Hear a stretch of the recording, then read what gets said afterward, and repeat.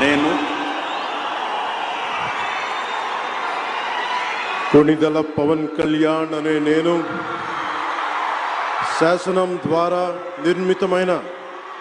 భారత రాజ్యాంగం పట్ల నిజమైన విశ్వాసం విధేయత చూపుతానని, భారతదేశ సార్వభౌమాధికారాన్ని సమగ్రతని కాపాడుతానని, ఆంధ్రప్రదేశ్ రాష్ట్ర మంత్రిగా నా కర్తవ్యాలను శ్రద్ధతో అంతఃకరణ శుద్ధితో నిర్వహిస్తానని, భయం గాని పక్షపాతం గాని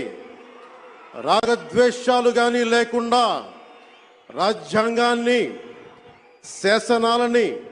అనుసరించి ప్రజలందరికీ న్యాయం చేకూరుస్తానని దైవ సాక్షిగా